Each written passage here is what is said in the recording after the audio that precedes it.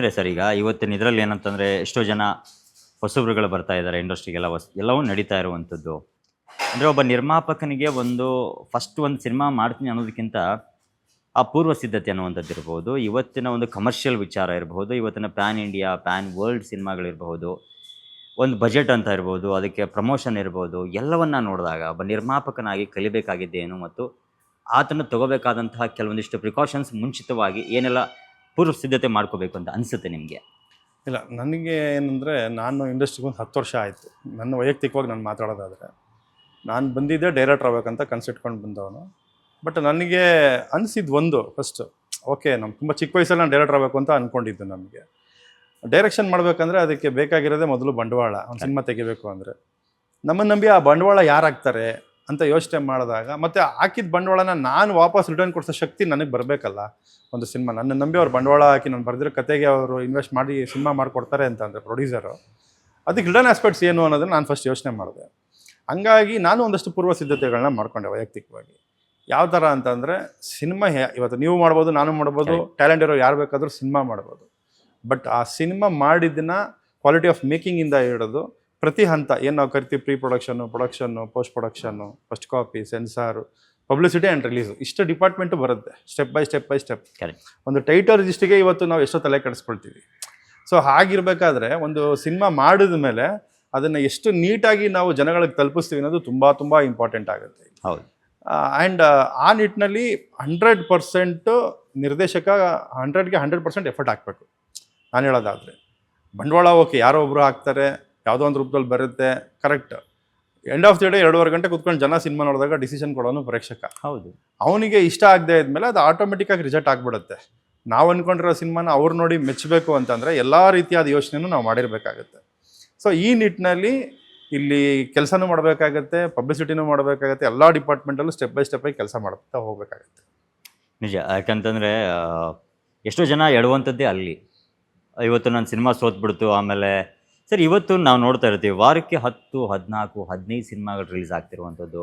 ಒಬ್ಬ ನೀನು ವಿತರಕನಾಗಿ ನಾನು ಬರುವಂಥದ್ದಾದರೆ ಈಗ ಡಿಸ್ಟ್ರಿಬ್ಯೂಟರ್ ಆಗಿ ನೀವು ಅಂದರೆ ಇವತ್ತಿನ ಥಿಯೇಟ್ರ್ಗಳು ಇವಾಗ ಅವತ್ತು 1000 ಮೇಲ್ಗಡೆ ಥಿಯೇಟ್ರ್ಗಳಿದ್ವು, ಯಾಕಂದ್ರೆ ಬೆಂಗಳೂರಲ್ಲಿ. ಅದಾದ ನಂತರದಲ್ಲಿ ತುಂಬ ಡೆಮಾಲಿಷ್ಗಳಾಗಿ ಇವತ್ತಿನ ಥಿಯೇಟ್ರ್ ಸಮಸ್ಯೆಗಳಾಗ್ತಾ ಇದೆ, ಎಲ್ಲ ಮಲ್ಟಿಪ್ಲೆಕ್ಸ್ ಆಗ್ತಿರುವಂಥದ್ದು, ಬಾಡಿಗೆ ಕಟ್ಟುವಂಥದ್ದಿರ್ಬೋದು ಒಬ್ಬ ನಿರ್ಮಾಪಕನಿಗೆ. ಬಟ್ ಒಬ್ಬ ಡಿಸ್ಟ್ರಿಬ್ಯೂಟರ್ ಆಗಿ ನೀವು ಹೇಳುವಂಥದ್ದಾದರೆ ಈ ಥಿಯೇಟ್ರ್ಗಳ ಸೆಟಪ್ಗೆ ಯಾವ ರೀತಿ ಆಗುತ್ತೆ, ಆಮೇಲೆ ಒಬ್ಬ ನಿರ್ಮಾಪಕನಿಗೆ ಯಾವ ರೀತಿ ಅನುಕೂಲ ಆಗುತ್ತೆ, ಈ ಥಿಯೇಟರ್ ಸೆಟಪ್ ಅನ್ನುವಂಥದ್ದು ಹೇಗಿರುತ್ತೆ ಅಂತ?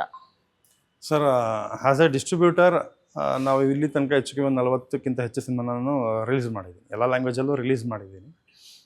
ನೀವು ಆವಾಗಲೇ ಕೇಳಿದ್ರಿ ಪ್ಯಾನ್ ಇಂಡಿಯಾ ಅಂತ. ನಾನು ಯಾಕೆ ಅದಕ್ಕೆ ಅವಾಗ ಆನ್ಸರ್ ಮಾಡಲಿಲ್ಲ ಅಂದರೆ, ಹೋಗ್ತಾ ಅದನ್ನು ಹೇಳೋಣ ಅಂತ ಅಂದ್ಕೊಂಡು ಸುಮ್ಮನಾದೆ. ಇಲ್ಲಿ ಏನಾಗುತ್ತೆ ಅಂತಂದರೆ, ನಮ್ಮ ಕನ್ನಡ ಚಿತ್ರರಂಗದ ಇತಿಹಾಸ ತೊಗೊಂಡ್ರೆ 90 ವರ್ಷಕ್ಕಿಂತ ಹೆಚ್ಚಾಗಿದೆ. ಹತ್ತಿರ 100 ಸಂಭ್ರಮದಲ್ಲಿ ನಾವಿದ್ದೀವಿ ಇವತ್ತು.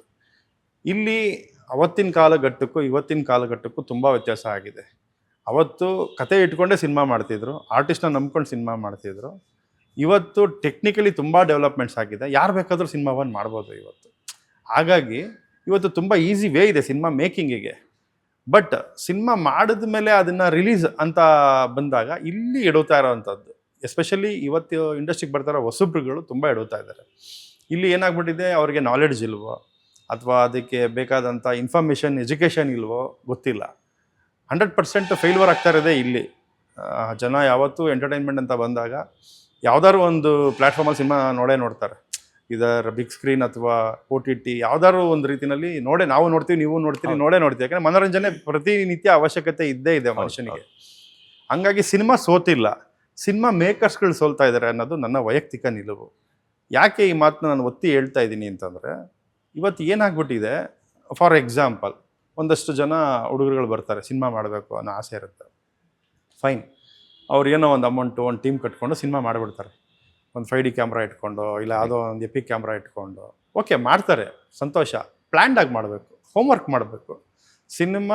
ನಮ್ಮ cinema end of the day cinema release ಆಗುತ್ತೆ ಅಂತ ಅಂದಾಗ ಜನ ಥಿಯೇಟ್ರಿಗೆ ಬಂದು ಆ ಸಿನಿಮಾನ ನೋಡಬೇಕು ಅಂತ ನಾವು ಬಯಸಿದಾಗ ಅವ್ರಿಗೆ ಏನೆಲ್ಲ ಕೊಡಬೇಕು ಅದನ್ನೆಲ್ಲ ಪ್ರಕಾರವಾಗಿ ಕೊಡ್ಬೇಕು. ಯಾಕೆಂದರೆ ನಮ್ಮಲ್ಲಿ ಎಷ್ಟೋ ಉದಾಹರಣೆಗಳಿದ್ದಾವೆ. ಒಂದು ಮಾತು ಹೇಳ್ತಿರ್ತೀನಿ ಯಾವಾಗಲೂ ನಾನು, ಅಭಿನಯ ಅಂದನ ಮರೆಸ್ಬೇಕು ಅಂತ ಅಂದ್ಬಿಟ್ಟು.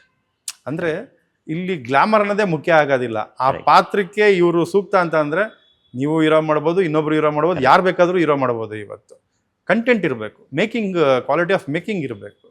ಈ ನಿಟ್ಟಿನಲ್ಲಿ ಫಸ್ಟು ಮೇಕಿಂಗಲ್ಲಿ ಗೆಲ್ಲಬೇಕಾಗತ್ತೆ, ಆ್ಯಸ್ ಎ ಟೆಕ್ನಿಷಿಯನ್ ಅಥವಾ ಆ್ಯಸ್ ಎ ಡೈರೆಕ್ಟರ್ ಅಥವಾ as A team. Apart of that cinema ಮಾಡಿ ಮುಗಿಸಿದ ಮೇಲೆ ಪಬ್ಲಿಸಿಟಿ ಅಂತ ಬರುತ್ತೆ. ಇಲ್ಲಿ ಏನಾಗಿದೆ ಇವತ್ತು ಕಾಂಪಿಟೇಷನ್ ಫೀಲ್ಡ್ ಇರೋದು, ಎಸ್ಪೆಷಲಿ ನಮ್ಮ ಕರ್ನಾಟಕದಲ್ಲಿ ನೀವು ಹೇಳಿದಾಗೆ 1000 ಥಿಯೇಟ್ರ್ ತನಕ ಇತ್ತು. ಇವತ್ತು 494 ಥಿಯೇಟ್ರ್ ಅಷ್ಟೇ ಇರೋದು. Right.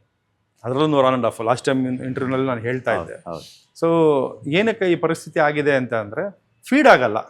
ಥಿಯೇಟ್ರಿಗೆ ಹಾಕಿದ್ರೆ ಕಲೆಕ್ಷನ್ಗಳು ಬರಲ್ಲ, ಅಷ್ಟು ದೊಡ್ಡ ಜಾಗ ಇಟ್ಕೊಂಡಿರ್ತಾರೆ, ಅವ್ರು ಇನ್ನೇನು ಮಾಡ್ತಾರೆ. ಹಾಗಾಗಿ ಅವರು ಹೊಡೆದು ಕಾಂಪ್ಲೆಕ್ಸು ಮತ್ತೊಂದು ಕಮರ್ಷಿಯಲ್ಲು ಬಂಡವಾಳ ಹಾಕಿರ್ತಾರೆ. ಆ್ಯಂಡ್ ದೊಡ್ಡ ದೊಡ್ಡ ಸಿನಿಮಾಗಳು ಬಂದಾಗ ಅವ್ರಿಗೆ ಒಬ್ಬ ಡಿಸ್ಟ್ರಿಬ್ಯೂಟ್ರಾಗಿ ನಾನು ಹೇಳೋದಾದರೆ, ಯಾವುದೋ ಒಂದು ದೊಡ್ಡ ಸ್ಟಾರ್ ಸಿನಿಮಾ ಬರುತ್ತೆ, ಅವರು ಬಂಡವಾಳ ಕೊಟ್ಟು ಸಿನಿಮಾ ಮಾಡಿರ್ತಾರೆ ಅಥವಾ ತಂದಿರ್ತಾರೆ, ಬೇರೆ ಭಾಷೆ ಸಿನಿಮಾನೇ ಆಗಲಿ ನಮ್ಮ ಕನ್ನಡ ಸಿನಿಮಾನೇ ಆಗಲಿ. ಒಂದೊಂದು ಥಿಯೇಟ್ರ್ ಅವ್ರ ಹತ್ರನೂ 10 ಲಕ್ಷ 20 ಲಕ್ಷ ಈ ಥರ ಒಂದು NRI ಕೊಡಿ, ಅಡ್ವಾನ್ಸ್ ಕೊಡಿ ಅಂತ ಡಿಮ್ಯಾಂಡ್ ಮಾಡ್ತಾರೆ. ಅವ್ರಿಗೆ ಆ ಶಕ್ತಿ ಇರೋದಿಲ್ಲ, ಇಲ್ಲಿ ದುಡ್ಡು ಕೊಟ್ಟು ಹಾಕೋಕ್ಕೂ ಅವ್ರಿಗೆ ಶಕ್ತಿ ಇರೋದಿಲ್ಲ. ಹೊಸಬ್ರ ಸಿನಿಮಾ ಅಥವಾ ಕೆಲವು ಸಿನಿಮಾಗಳು ಹಾಕಿದ್ರೆ ಕಲೆಕ್ಷನ್ ಬರಲ್ಲ ಅನ್ನೋ ಇದರಲ್ಲಿ ಥಿಯೇಟ್ರ್ಗಳು